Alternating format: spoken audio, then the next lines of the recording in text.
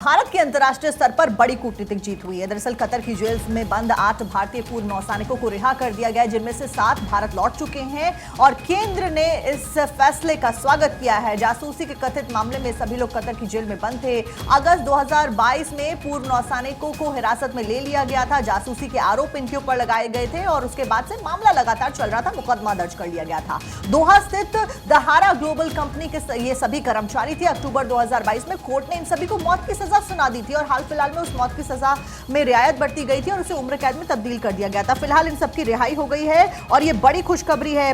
Qatar में मौत की सजा पाए सभी भारतीयों को रिहा कर दिया गया है। भारतीय विदेश मंत्रालय की तरफ से जारी बयान में बताया गया है कि नौसेना के 7 पूर्व कर्मी कतर से भारत लौट आए हैं। बीते साल दिसंबर में कतर की कोर्ट ने अल दहारा ग्लोबल केस में 8 को मौत की सजा सुनाई थी और अब इन सभी को भारत लाया जा रहा है। 7 भारत आ चुके हैं और इन सभी को रिहा कर दिया गया है। कतर में जासूसी के आरोप में मौत की सजा पाए ये भारतीय नौसेना के पूर्व कर्मी थे, जिनको रिहा किया गया है। भारतीय विदेश मंत्रालय की तरफ से बयान भी जारी कर दिया गया है और इन सभी को मौत की सजा सुनाई गई थी। बड़ी बात यह कि अब इन्हें रिहा कर दिया गया है। कूटनीतिक तौर पर एक बड़ी जीत, इंटरनेशनली भारत की बड़ी जीत माना जा रहा है इस पूरे मामले में।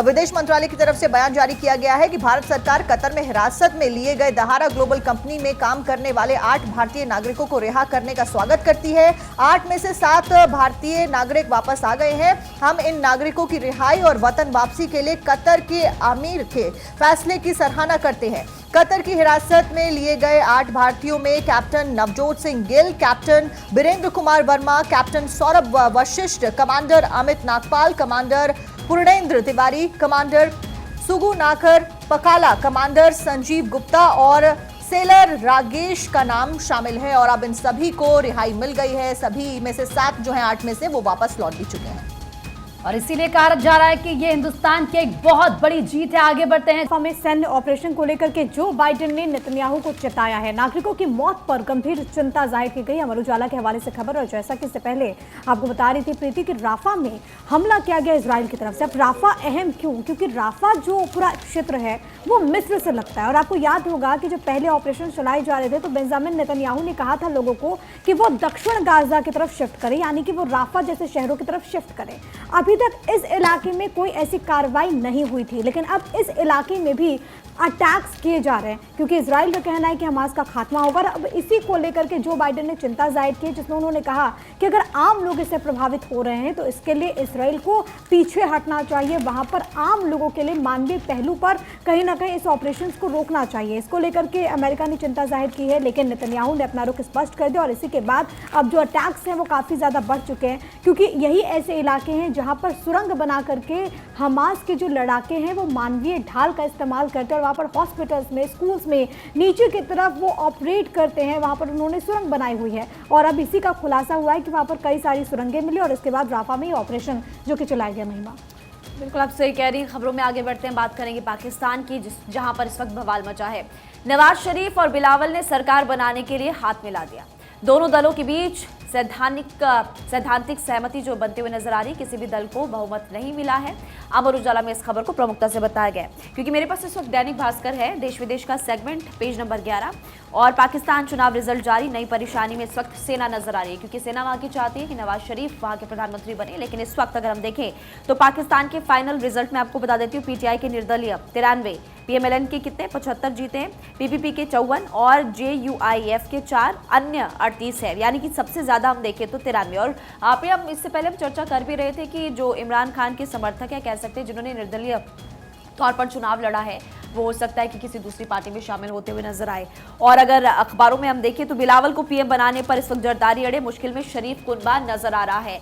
हर अखबार को अगर हम देखेंगे तो अलग अलग एंगल से इस खबर को प्रमुखता से बताया गया। पाकिस्तान में वोटिंग के फाइनल रिजल्ट आने के बाद सेना के लिए नई चुनौती खड़ी हो गई है क्योंकि भुट्टो जरदारी परिवार की पाकिस्तान पीपुल्स पार्टी ने नवाज शरीफ की पार्टी पीएमएलएन के साथ गठबंधन के लिए एक बड़ी शर्त रख दी है और लाहौर में नवाज शरीफ के भाई शहबाज शरीफ की मुलाकात के दौरान पूर्व राष्ट्रपति आसिफ अली जरदारी ने शर्त रखी कि पीपीपी केंद्र और पंजाब में गठबंधन तभी करेगी जब बिलावल भुट्टो को प्रधानमंत्री बनाया जाए। आप देखते हैं कि इस पूरे मामले में क्या कुछ निकलकर सामने आता है, लेकिन आप सभी के पास जो अखबार है उसकी हेडलाइन आप बताइए। बिल्कुल महिमा, पाकिस्तान में तो फिलहाल लगातार सरकार बनने के ऊपर संशय बरकरार है। इस बीच रशिया यूक्रेन से जुड़ी हुई खबर आपको बता देते हैं। अंतर्राष्ट्रीय जगत में रूस ने यूक्रेन में 45 ड्रोन हमले किए हैं। इस बीच 5.5 घंटे तक लगातार 45 ड्रोन से हमले किए गए। बुनियादी ढांचा पूरी तरीके से ध्वस्त हो गया है। जागरण में भी यह खबर बताई गई है। आपको बता दें कि 40 ड्रोन मार गिराने का दावा भी यूक्रेन की तरफ से किया गया है। यूक्रेन की सैन्य खुफिया सेवा ने रविवार को कहा कि कब्जे वाले क्षेत्र में रूसी सेना एलन मस्क की स्टारलिंक टर्मिनलों का उपयोग कर रही है। उन्होंने सबूत के तौर पर रूसी सैनिकों के बीच में बातचीत की रिकॉर्डिंग भी जारी की है। दरअसल टर्मिनल डिश टेलीविजन की तरह ही दिखते हैं और कम कक्षा के उपग्रहों के बेड़े से जुड़कर हाई स्पीड इंटरनेट प्रदान करते हैं। और फिलहाल ड्रोन हमलों की जानकारी मिल रही है। देखिए 2 साल का समय ऑलमोस्ट होने वाला है। 24 फरवरी को 2 साल पहले इस युद्ध का आगाज होता है और अब 2 साल होने वाले। लेकिन फिलहाल ये युद्ध थमता हुआ नजर नहीं आ रहा है। ना ही दोनों जो कंट्रीज हैं उनके बीच में कोई ऐसी समन्वय की स्थिति बनी है। फिलहाल रशिया ने यूक्रेन में 45 ड्रोन हमले किए हैं। 5.5 घंटे तक लगातार 45 ड्रोन दागे गए। बुनियादी ढांचा एक बार फिर से ध्वस्त होता हुआ नजर आ रहा है। बिल्कुल, और देखिए किस तरीके से कीव के बाहरी इलाकों में अटैक किया गया है और ऐसे में रूस ने यूक्रेन में फिर से 45 ड्रोन अटैक किए हैं, क्योंकि लगातार ये जंग है साक्षी लग नहीं रही है कि ये जंग खत्म हो रही है। जिस तरीके से हम लगातार क्योंकि कल भी हम इस बात का जिक्र कर रहे थे कि 2 साल फरवरी में होने वाले हैं और ऐसा नहीं लग रहा है कि जंग अभी रुकेगी, क्योंकि बातचीत उस स्तर पर नहीं हो रही है। हालांकि कोशिश की जा रही है लेकिन फायदा होता हुआ कुछ नजर नहीं आ रहा। आगे बढ़ेंगे। किसानों के 13 फरवरी के दिल्ली कूच के लिए दिल्ली पुलिस ने कमर कस दी है। दिल्ली पुलिस ने दिल्ली की सीमाओं पर भीड़ एकत्रित होने से रोकने के लिए कानूनी कदम उठाए हैं। इसके लिए राजधानी दिल्ली और एनसीआर क्षेत्र में धारा 144 लागू कर दी गई है। पुलिस के अनुसार जरूरत होने पर धारा 144 को आसपास के और जिलों में लगाया जा सकता है। दिल्ली पुलिस ने किसी भी उपद्रव को रोकने के लिए अलग से बैरिकेटिंग, इसके अलावा पिकेट्स और रोड ब्लॉक्स भी लगाए हैं। दिल्ली के टिकरी, सिंगू और गाजीपुर बॉर्डर पर विशेष इंतजाम किए गए हैं। हिंदुस्तान टाइम्स के अलावा अमर उजाला और बाकी हर न्यूज़पेपर में आज फ्रंट पेज पर यह खबर है कि किसानों का दिल्ली कूच।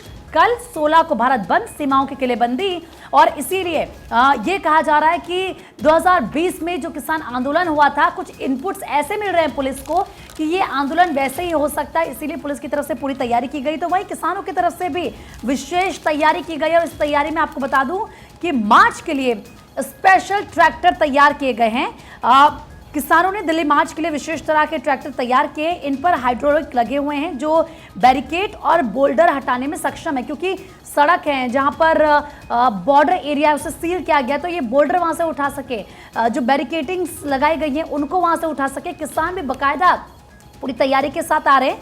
पंजाब, यूपी, हरियाणा और दिल्ली सरकार को अलर्ट रहते हुए एजेंसी ने यह कहा है कि पंजाब, हरियाणा के अलग अलग जगहों से एक साथ 25,000 से अधिक किसान 5,000 ट्रैक्टरों के साथ दिल्ली के लिए निकलेंगे और ऐसे में सुरक्षा व्यवस्था को चाक चौबंद किया जाए। कुल मिलाकर प्रीति यातायात प्रभावित रहने वाला है। आम जन लोगों को हमें आपको दिक्कतों का सामना करना पड़ सकता है। लेकिन बैठक भी चल रही है साक्षी चंडीगढ़ में लगातार किसानों के और साथ एहतियाती कदम उठाते हुए, जैसा कि हमने बताया कि धारा 144 लागू की गई है और 15 जिलों में धारा 144 लागू की गई है। साथ साथ में कई जिलों में इंटरनेट के ऊपर भी, यहाँ पर 7 जिलों में बताया जा रहा है अभी फिलहाल इंटरनेट के ऊपर पाबंदी लगा दी गई और कल ये मार्च होना है। और मेरे पास इस वक्त एनबीटी है। फ्रंट पेज में धारा 144, बॉर्डर भी सील, किसान रैली से पहले की तैयारी। एक तरफ किसान इसको लेकर के पूरी तरीके से तैयार हैं, दूसरी तरफ दिल्ली पुलिस भी पूरी तरीके से सख्ती यहाँ पर बरतती हुई नजर आ रही है। बॉर्डर्स को सील कर दिया गया है। आम लोगों से अपील की गई है कि आम लोग एहतियात बरते। दिल्ली पुलिस पूरी तरीके से अलर्ट पर है। पंजाब, हरियाणा बॉर्डर को सील कर दिया गया है। पंजाब में ट्रैक्टर ट्रॉलीज के साथ दिल्ली पर चढ़ाई करने को किसान तैयार है। और सबसे बड़ी बात है कि एक तरफ किसानों की तरफ से रणनीति, दूसरी तरफ जो बातचीत का दौर है वो भी देखने को मिल रहा है। आज भी एक बड़ी बैठक होने वाली है जहां पर केंद्र सरकार की तरफ से 3 मंत्री, एक तो केंद्रीय वाणिज्य मंत्री पीयूष गोयल, इसके अलावा केंद्रीय कृषि मंत्री अर्जुन मुंडा, इसके अलावा केंद्रीय गृह राज्य मंत्री नित्यानंद राय। ये 3 वो चेहरे जो कि इससे पहले चंडीगढ़ में पहुंचे थे, वहां पर बैठक हुई थी और इसके बाद किसानों ने कहा कि बैठक बहुत सकारात्मक रही और आज एक बार फिर से मीटिंग होने वाली है। कोशिश रही है कि किसानों को मना लिया जाए, लेकिन अब इस पूरे कूच को लेकर के दिल्ली पुलिस भी पूरी तरीके से अलर्ट नजर आ रही है। महिमा, क्योंकि आप सभी लोगों ने अपने अपने अखबारों के बारे में बता दिया। मेरे पास दैनिक भास्कर है, किसानों के खिलाफ किलेबंदी, किसानों को रोकने के लिए पुलिस 164 पैरामिलिट्री कंपनियां तैनात, दैनिक भास्कर की हेडलाइन। आगे बढ़ते हैं, हल्द्वानी की बात करेंगे। हिंसा को लेकर उत्तराखंड में इस वक्त सरकार ने गृह सचिव को चिट्ठी लिखी। अर्धसैनिक बल की 4 अतिरिक्त कंपनी की मांग की गई है। मामले में सपा नेता का भाई गिरफ्तार हुआ है। मुख्य आरोपी मलिक को लेकर दिल्ली से उत्तराखंड जो टीम है वो फिलहाल पहुंच चुकी है। दैनिक भास्कर के फ्रंट पेज पर एक छोटा सा कॉलम, हल्द्वानी हिंसा, मास्टरमाइंड अब्दुल गिरफ्तार, कर्फ्यू हटाया, इंटरनेट सेवा बहाल। उत्तराखंड के हल्द्वानी में पिछले दिनों हुई हिंसा के मास्टरमाइंड अब्दुल मलिक को पुलिस ने रविवार को गिरफ्तार कर दिया है और जिस जमीन से अवैध मदरसे को हटाया जा रहा था उस भूमि पर मालिक का जो कब्जा था, मलिक ने लोगों को हिंसा के लिए भड़काया था। 6 लोगों की जान चली गई थी और बनफूलपुरा को छोड़ अन्य जगहों से कर्फ्यू को हटाकर इंटरनेट सेवा फिलहाल बहाल कर दी गई है। तो देखिए, फिलहाल हल्द्वानी हिंसा के बाद में एक्शन में प्रशासन लगातार आ रहा है। हमने आपको बताया अभी तक कि किस तरीके से खुद मुख्यमंत्री नजरें बनाए हुए हैं। अब तक 25 लोगों को गिरफ्तार भी कर लिया गया है। इन 25 लोगों के पास में से 7 देसी पिस्टल और साथ में 54 जिंदा कारतूस बरामद किए गए। नैनीताल एसएसपी ने प्रेस कॉन्फ्रेंस कर इस बात की जानकारी दी है। लेकिन फिलहाल हल्द्वानी में बवाल के बाद पटरी पर सारी जिंदगी लौटती हुई नजर आ रही है। डीएम वंदना की ओर से जारी आदेश के अनुसार बनफूलपुरा क्षेत्र के तहत कैंट क्षेत्र, वर्कशॉप लाइन, तिकोनिया, गोलापुर सब कुछ ठीक होता हुआ नजर आ रहा है और जानकारी भी इस बात की शासन प्रशासन की ओर से प्रीति दे दी गई है। बिल्कुल, और देखिए इस पूरे मामले पर एसएसपी का भी रिएक्शन सामने, आपको सुनाते क्या कुछ उन्होंने कहा है। थाने पर आगजनी और अतिक्रमण के दौरान जो उपद्रव की घटना हुई थी उसमें आप सबको जैसे पता, हमने 3 एफआईआर रजिस्टर की है। इन तीनों एफआईआर में अलग अलग इन्वेस्टिगेशन टीमें हैं, उन्होंने अपनी इन्वेस्टिगेशन शुरू की और हमने पिछले 24 घंटे में इन तीनों एफआईआर मिला के 25 लोगों की गिरफ्तारियां की है। तो एसएसपी को आपने सुना, तो वहीं देखिए किस तरीके से इस पूरे मामले में कोशिशें की जा रही है कि जल्द से जल्द मामले को शांत कराया जाए, जो लोगों का आम जीवन एक बार फिर से वो पटरी पर आए। आगे बढ़ते हैं, अजित गुट को असली एनसीपी बताने पर शरद पवार का रिएक्शन सामने है। उन्होंने स्टेटमेंट दिया है, चुनाव आयोग ने न सिर्फ सिंबल छीना है बल्कि पार्टी भी दूसरे को देती है। दैनिक भास्कर में ये खबर छपी है और जाहिर सी बात है इस तरह का रिएक्शन उनका सामने आएगा, क्योंकि अब आप सोचिए कि राजनीति के कितने बड़े दिग्गज हैं शरद पवार, और उनको जोर का झटका किसी और ने नहीं बल्कि उनके ही भतीजे अजित पवार की तरफ से दिया गया।